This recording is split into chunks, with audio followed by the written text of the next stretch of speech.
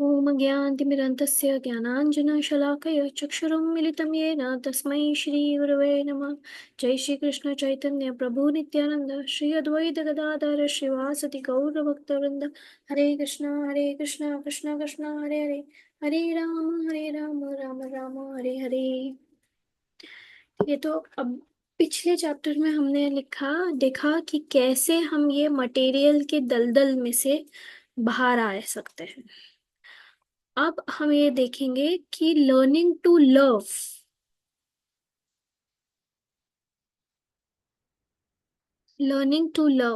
मतलब कैसे हम लोग प्यार करके, कैसे हम लोग भगवान को प्यार करना सीख सकते हैं।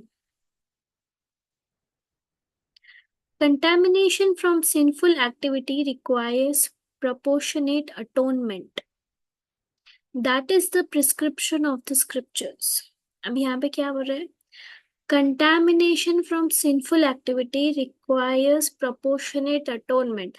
मतलब आपकी जितनी बड़ा पाप आप कर रहे हो उतना आपको बड़ा प्रायश्चित करना पड़ेगा। अटोनमेंट मतलब प्रायश्चित। तो आपके पाप के हिसाब से आपको उसकी प्रायश्चित रहेगी। दैट इज दी, ये स्क्रिप्चर्स हमें बताते हैं। Sukdev Goswami says that if one accepts atonement before death, in his next life, he will not fall down. तो अगर आपको समझ में आ रहा है कि आपने कुछ गलत एक्टिविटी की और उसका प्रायश्चित आपने अभी कर लिया, तो आपको उसकी सजा अगले लाइफ में नहीं मिलेगी। आप वो गलती की वजह से फॉल डाउन नहीं होंगे। फॉल डाउन नहीं होंगे मतलब आप आपको कुछ उससे होगा नहीं, गिरोगे नहीं आप नीचे। If he does not atone, he will carry with him the resultant reactions of his sinful activities and will have to suffer. अगर वो अटोनमेंट नहीं किया, उन्होंने प्रायश्चित नहीं किया, तो वो अगले लाइफ में वो पास ऑन होगा आपका।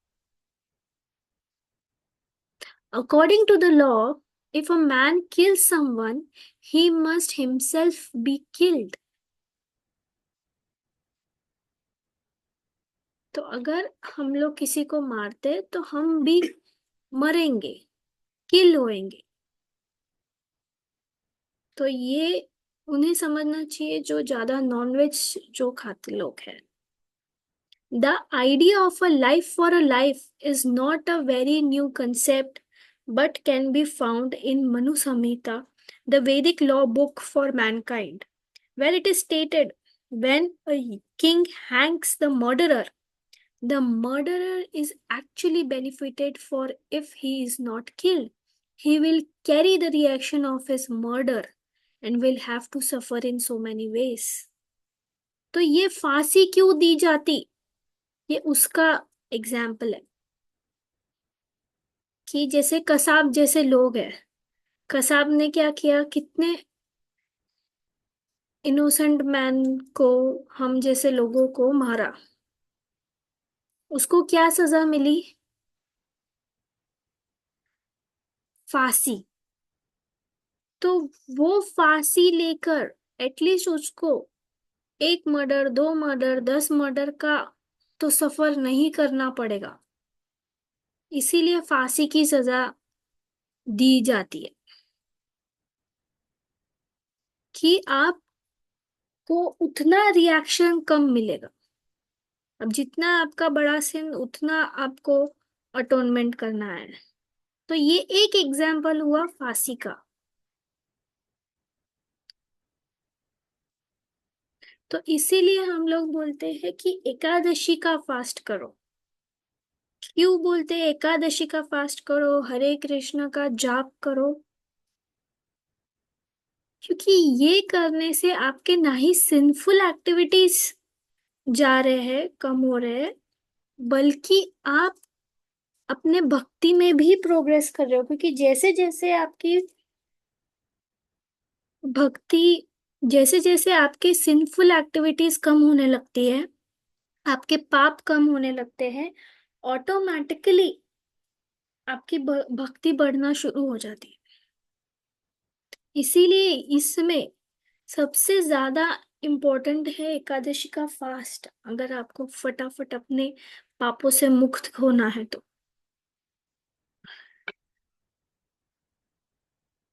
The laws of nature are very subtle and are very diligently administered, although people do not know it. In the Manu Samhita, the concept of a life for a life is sanctioned and it is actually observed throughout the world. तो ये जो हमारे जो माया के जो laws है, हमारे जो लॉज ऑफ नेचर है, वो बहुत बारकाई से हमारे ऊपर प्रभाव करते हैं। हमारा एक विचार का भी, अगर हमारा एक विचार भी आ गया कि ये व्यक्ति को ऐसा ऐसा हो जावे, ये व्यक्ति के साथ ऐसा हो जावे, गलत विचार, तो वो बहुत बहुत बारकाई से एडमिनिस्टर होता। और सोच में भी आ गया मतलब वो इक्विवेलेंट रहता है कि आपने किया, तो उसका हमको सोच का भी हमको जुर्माना भरना पड़ता है। तो हम तो बोलेंगे ऐसे तो हम दिन में क्या ही क्या नहीं बोलते, क्या क्या नहीं सोचते। इसीलिए हमने, इसीलिए ये कृष्ण कॉन्शियसनेस है, ताकि हम ये हमारी जो सोच है वो हर पल कृष्ण में लगाए। क्योंकि अगर ये भौतिक दुनिया में लगाएंगे तो हमारा गुस्सा होना, हमारा जो इंद्रिय को ये करना है वो स्वाभाविक है, वो आएगा ही आएगा उसमें। इसीलिए हमको कृष्ण कॉन्शियस रहना है, क्योंकि हम हर पल लॉज में बंधे हुए हैं और हर पल हमारे ऊपर निगरानी है। जैसे एक आदमी है हमारे पीछे जो हमको सिर्फ देख रहा है, हम क्या बोल रहे हैं, क्या सोच रहे हैं, क्या कर रहे हैं। Similarly, there are other laws which state that one cannot even kill an ant without being responsible. तो एक मच्छर, एक एंट, एक कॉकरोच, या ये भी नहीं हम लोग मार सकते। हम कोई नहीं होते वो लिविंग बीइंग को मारने के लिए। Since we cannot create, we have no right to kill any living entity, and therefore man-made laws that distinguish between killing a man and killing an animal are imperfect. तो हमको कोई right नहीं है मच्छर को, एंट को, कीड़ों को मारने का।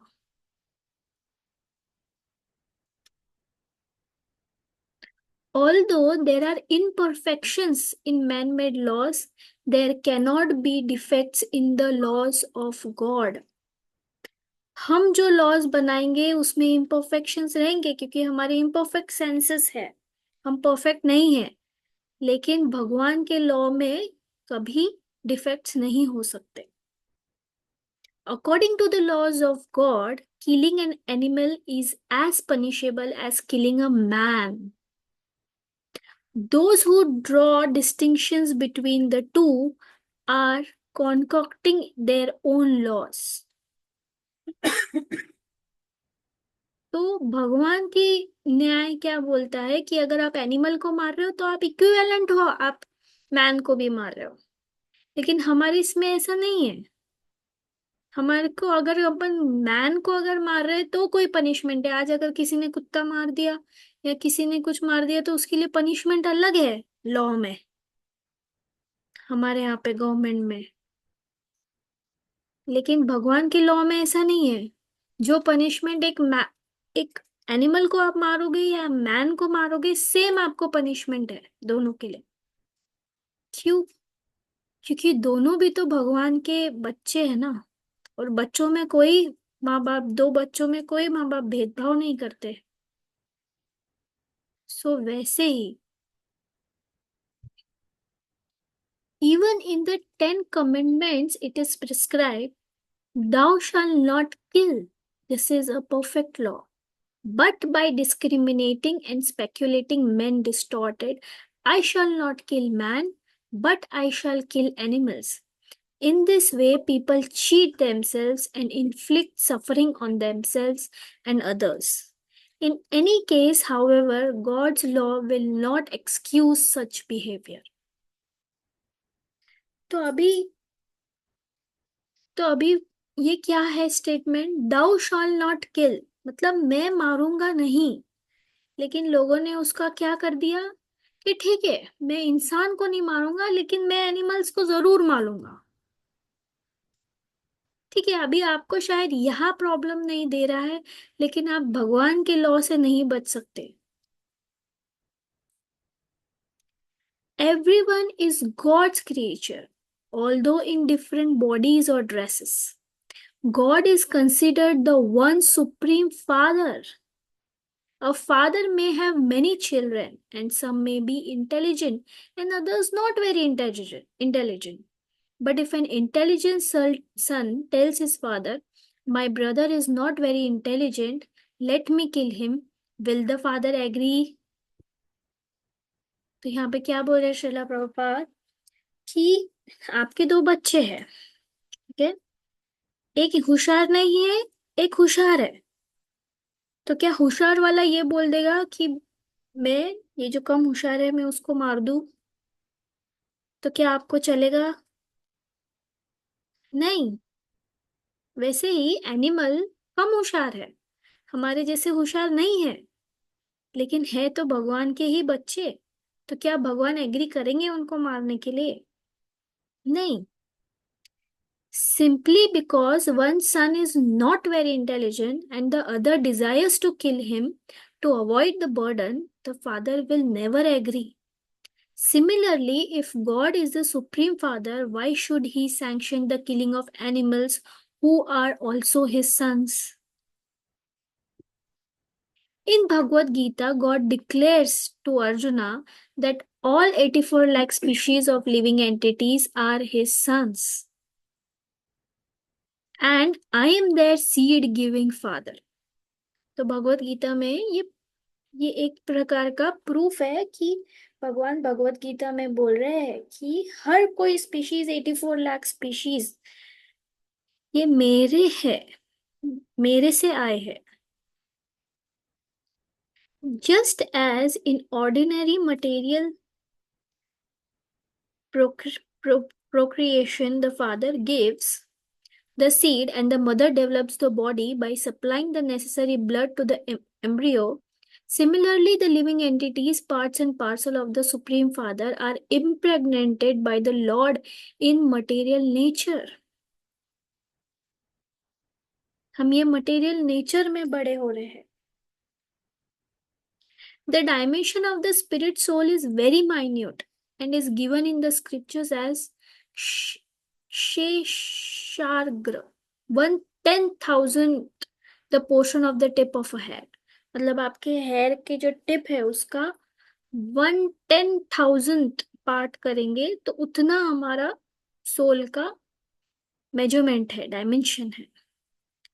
We can hardly imagine a very small point divided into thousands of parts. In other words, it is so minute that it cannot be perceived even by the most powerful microscope. Thus, the dimension of the spiritual spark is so minute that it is invisible to mundane vision. All of this information is given in the scriptures, but because we do not have the proper vision, we cannot see. Although our material eyes cannot perceive the dimension of the soul is nonetheless within the body, and as soon as it departs, it takes another body according to its work. तो ये अभी थोड़ा वापस soul के बारे में प्रशिला प्रभुपाद बता रहे कि इतना सा सोल है, हम नहीं देख सकते हमारे आईज से उसको, और जैसे ही वो हमारे ये बॉडी से निकला वो दूसरे बॉडी में चला जाएगा अकॉर्डिंग टू हमारा कर्म। One should always consider that behind all these activities is superior superintendence. The living entity works in the material world just as the office worker works at his job, and a service record is kept of his performance. तो हमने ये सोचना चाहिए कि एक जो living entity, जैसे एक ऑफिस बॉय अपना ऑफिस का काम कर रहा है, वैसे ही लिविंग एंटिटी एक काम कर रहा है, और हम हर किसी सुपीरियर के लिए यहाँ पे काम कर रहे हैं, किसी को सर्विस दे रहे हैं. The living entity does not know what the opinion of his superior is, but his service record is kept in the office nonetheless, and according to his activities, he is awarded promotion or increment of pay, or sometimes he may be demoted or even fired. तो हमारे काम के हिसाब से हमको promotion जो भी है, डिमोशन जो भी मिलता है. Similarly, for all our activities, there are witnesses, and therefore it is said in the scriptures that the living entities are under superior supervision and that they are rewarded and punished according to their work. और ये कौन करता? ये जो हमारे रजोगुण तमोगुण के जो वो कठपुतलियां है, ये सब वो काम करते हैं. हमारा कच्चा चित्ता सब रखते हैं.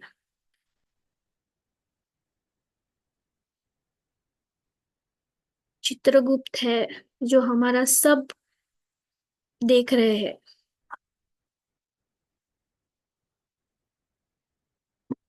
Now we have human bodies, but in the next life we may not have them. We may have something else, better or lower.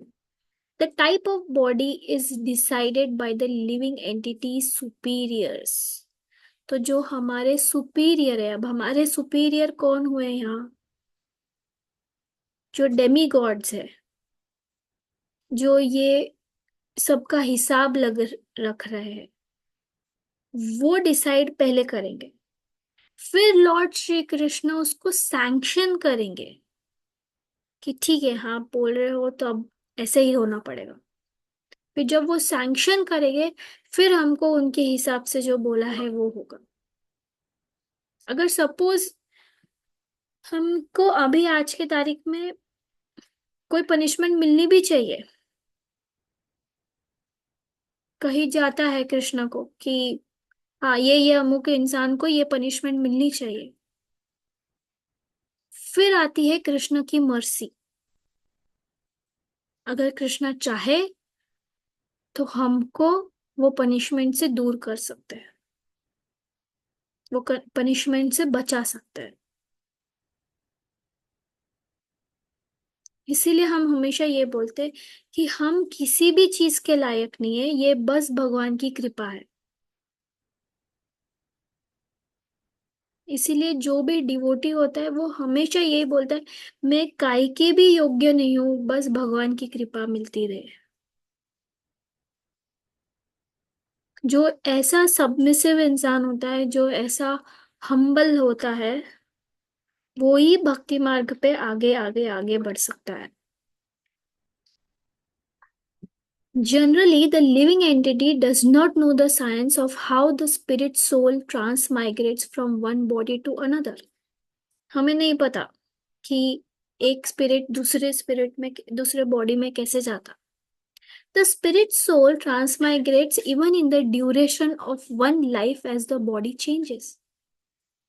When the body is first manifest in the womb of the mother, it is very small, just like a pea, and it gradually develops 9 holes: 2 eyes, 2 ears, 2 nostrils, one mouth, one genital, and one rectum.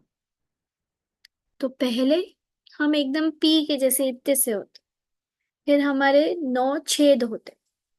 In this way, the body develops, and as long as it needs to develop within the mother's womb, it remains there. When it is sufficiently developed to go outside, it comes out and grows.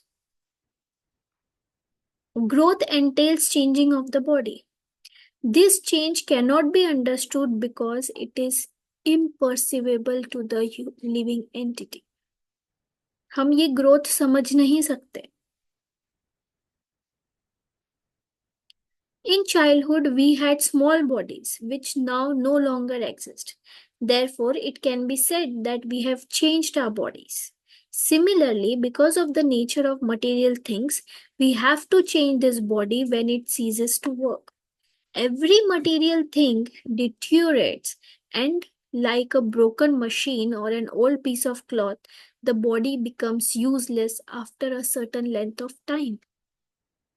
तो हम ये जो body है, हम अभी भी, अब आप जब छोटे थे, जो आपका हाइट था, जो आपका वेट था, क्या अभी भी उतना ही है?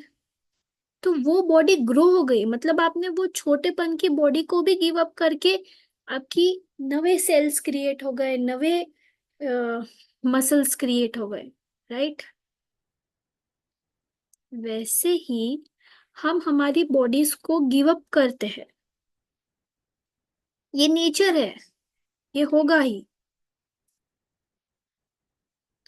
Although this process of growth is always taking place, the educational system in modern universities, though considered advanced, unfortunately does not deal with this. ऐसा होता है क्या कि एट अ सर्टन एज के बाद में बॉडी ग्रो ही नहीं होगा? जैसे कृष्ण है, कृष्ण हमेशा 16-17 साल की उम्र के हैं ऐसे ही लगते, वो बूढ़े होते क्या? नहीं होते. लेकिन हम होते हैं, हमारी बॉडी चेंज हो रही है. तो हमारी साइंस उसके ऊपर कंसंट्रेट कर रही है क्या?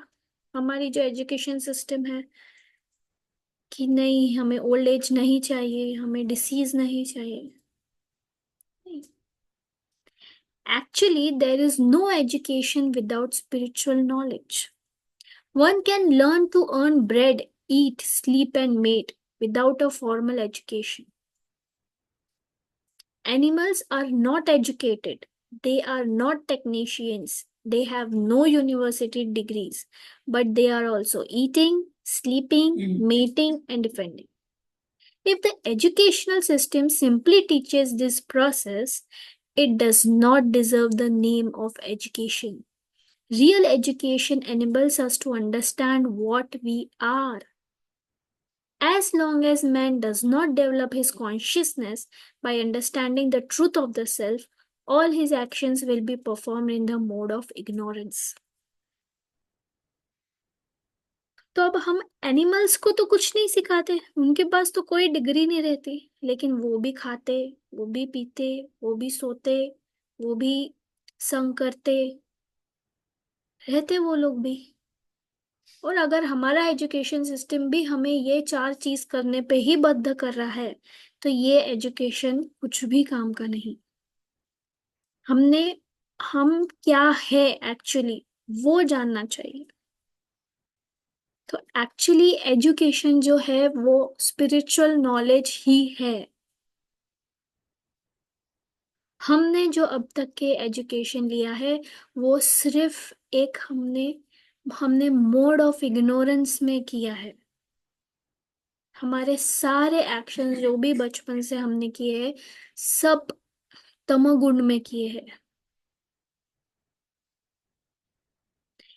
A human life is meant for victory over the laws of material nature.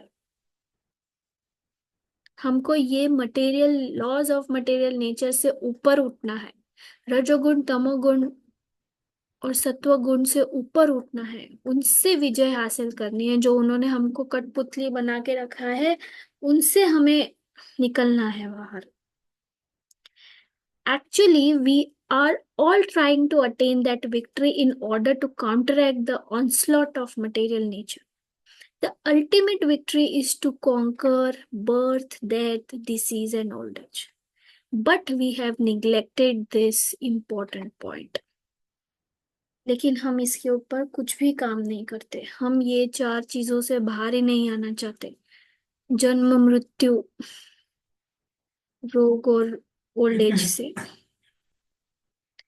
If the educational system dealt with the proper utilization of what God is supplying, it would improve. All the fruits and grains we eat are given by the God. who supplies food to all living entities. In Srimad Bhagavatam, it is stated, Jivo Jivasya Jivanam. One living entity is food for another. Animals without hands are food for animals with hands, such as ourselves. Animals with no legs are, are food for animals with 4 legs. Grass is a living entity, but it has no legs with which to move, and thus it is eaten by cows and other animals. Such non moving living entities are food for moving animals, and in this way, the world is in constant struggle between exploiters and exploited. The weaker is exploited by the stronger. This is nature's law. तो यहाँ पे श्रील प्रभुपाद बोल रहे हैं भगवत गीता में दिया है, भागवतम में दिया है कि हमको किसको क्या खाना है। तो जिसको, जो एनिमल को हैंड्स नहीं है, वो जिनको हैंड्स है वो उसका फूड है। जिसको लेग्स नहीं है, जिनको 4 लेग्स है उनका फूड है। जैसे ग्रास, ग्रास को लेग्स नहीं है तो वो दूसरे एनिमल्स ग्रास को खाएंगे, जैसे काउस, अदर एनिमल्स। लेकिन हम लोग इतना एक्सप्लॉइट करने पे तुले हैं कि हमने नेचर को, नेचर्स के लॉ के अगेंस्ट जा रहे हैं। Traditionally, Vaishnavas or devotees of Krishna do not eat meat. This is not just for the sake of vegetarianism, but for the furtherance of God consciousness. In order to become God conscious, one must follow some rules and regulations. Of course, one has to eat, but the proposal is that one should eat remnants of foodstuffs that are offered to Krishna. और कृष्ण ने क्या बोला है भगवत गीता में कि उनको क्या चाहिए? फलम, फ्रूट, वाटर, लीफ, यही चाहिए। उन्होंने ये तो नहीं बोला कि मुझे मीट भी चाहिए। अभी मैं एक कुकिंग क्लास जाती हूँ, वहां पे हमारे माता जी ने बोला कि अगर उन्हें वो मीट चाहिए था तो वहां लिखते थे कि मुझे मीट चाहिए। फलम पुष्पम तोयम, उनको यही चाहिए।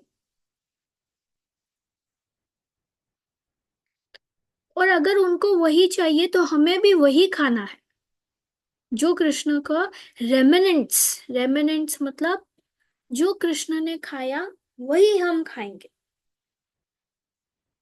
उनका झूठा खाएंगे। इसीलिए बोलते किसी का झूठा नहीं खाना। जैसे पहले के जमाने में बोलते थे कि वाइफ ने अपने हस्बैंड का झूठा खाना चाहिए, वो झूठी थाली में खाना चाहिए। बिल्कुल खाना चाहिए था, क्योंकि तब तब जो हस्बैंड्स होते थे वो एकदम पायस होते थे, वो कृष्ण भक्ति में रहते थे। और वो अपने, तो वाइफ का एक रिस्पॉन्सिबिलिटी था कि अपने हस्बैंड के साथ साथ वो भी कृष्ण भक्ति में लीन हो, तो तब चलता था। लेकिन अगर अभी ऐसा नहीं है तो हमने बहुत सोच समझ के किसी का भी झूठा खाना चाहिए, क्योंकि अगर हमने किसी का झूठा खाया तो उसकी जो डीड्स है, चाहे वो अच्छे हो चाहे वो बुरे हो, वो हमें भी सफर करने पड़ते हैं या ये करने पड़ते हैं। इसीलिए जो बड़े सन्यासी लोग हैं, ये महात्मा लोग हैं, ये जल्दी से अपना जूता किसी को खाने नहीं देते। अगर उन्होंने खाने दिया मतलब वो उनकी बहुत बड़ी कृपा कर रहे हैं आप पे। सो हमें सिर्फ कृष्ण का रेमिनेंट्स, कृष्ण ने जो खाया है वही हमें खाना है। This is also the philosophy of Bhagavad Gita, wherein Krishna says, हाँ ये वही आ गया, पत्रम पुष्पम फलम तोयम। पत्रम, पुष्पम, पत्र मतलब लीफ, पुष्प मतलब फ्लावर, फलम मतलब फ्रूट, तोयम मतलब पानी। यो मे भक्तया प्रायच्छति तद अहम भक्त्या उपहृतम अश्नामि प्रयत्ततम मनः। If one offers me with love and devotion, a leaf, a flower, fruit, or whatever, I will accept it. It is not that Krishna is hungry and is begging food from us. The purpose of this offering is to create a loving transaction. Krishna wants this transaction. You love me and I will love you. तो वो हमारे प्यार के भूखे हैं, खाने के भूखे नहीं है। उन्हें सिर्फ हमारा प्यार चाहिए और कुछ नहीं। As God, Krishna's energy creates and sustains everything. So why should he beg a leaf, a fruit, a little water from us? सब कुछ तो कृष्णा का है, तो वो हमको हमसे क्यों लेना चाहेंगे? हमसे क्यों वो लोग वो भीख मांगेंगे? नहीं, सब कुछ उनका ही है। वो हमसे प्यार मांग रहे हैं और कुछ नहीं। He will be very pleased, however, if we offer him a piece of fruit, a leaf, and water with love, saying, Krishna, I am so poor that I cannot secure anything. I have secured this fruit and a leaf. Kindly accept them. Such an offering would make Krishna very glad. If he eats what we offer, our life will be successful, for we will actually make friends with Krishna. अगर हमारे पास कुछ ना हो और हमने इतना भी दिया तो भी वो खुशी खुशी खा लेंगे। Fruit, flowers, and water can be secured practically in any part of the world by any man, poor or rich, and can be offered. We should remember then that it is not vegetarianism which is important, nor is it that God is in need of anything. The important point is that we simply have to try to learn how to love Krishna. तो कृष्णा को प्यार चाहिए। Love begins with this give and take. तो ये chapter का नाम क्या है? Learning to love. तो पहले क्या हमें बताया कि कैसे हम लोग छोटे छोटे हर लिविंग एंटिटी से प्यार कर सकते।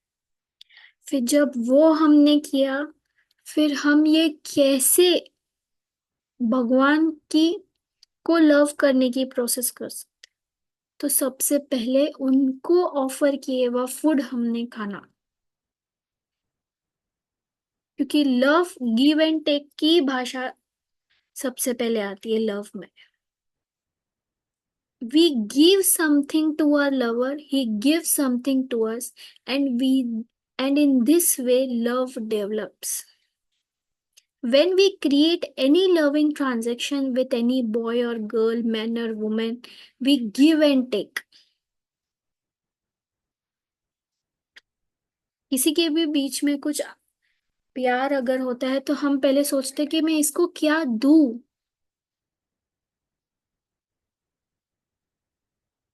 Thus Krishna is teaching us how to give and take. Krishna is begging us, try to love me, learn how to love me, offer something to me. Sir, we may say, I have nothing to give you. Oh, you cannot collect a piece of fruit, a flower, a leaf, or a little water? तो ये normal किसी को भी मिल जाएगा, ये कहीं पे भी फ्रूट, फ्लावर, लीफ, पानी। Oh, yes, why not? Anyone can collect this. This then is the method of Krishna consciousness which allows one to make friends with Krishna. We can enter into any number of relationship with Krishna. We can become a direct servant of Krishna, or in the highest stages, we can become Krishna's father, mother, or lover. Krishna is prepared to establish a loving relationship with all living entities. He actually, this relationship is already there because he is the Supreme Father and we are his parts and parcels. So भगवान कोई भी relation accept करने को ready है. एक relation तो already है कि वो हमारे सुप्रीम पिता है.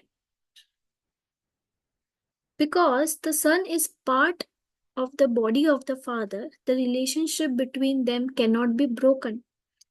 It may be forgotten for some time, but as soon as one recognizes his father or son, immediately affection develops. Similarly, we are eternally related to Krishna, but at the present moment, this relationship is simply forgotten or suppressed.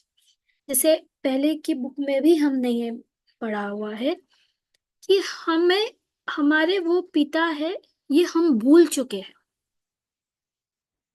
तो जैसे ही हम थोड़ा उनके तरफ affection दिखाएंगे, उनसे प्यार करने की कोशिश करेंगे, हमको सब याद आ जाएगा.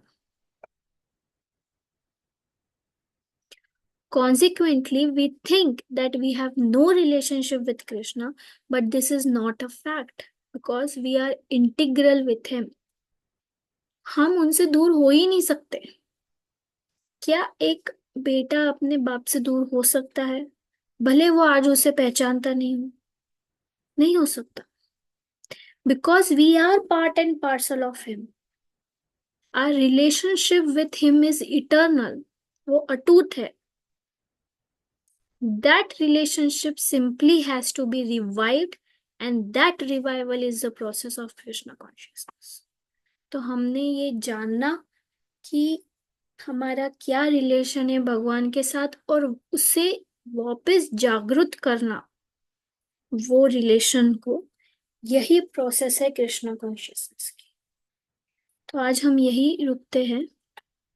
अगर किसी को कुछ डाउट होगा कुछ है तो पूछिए.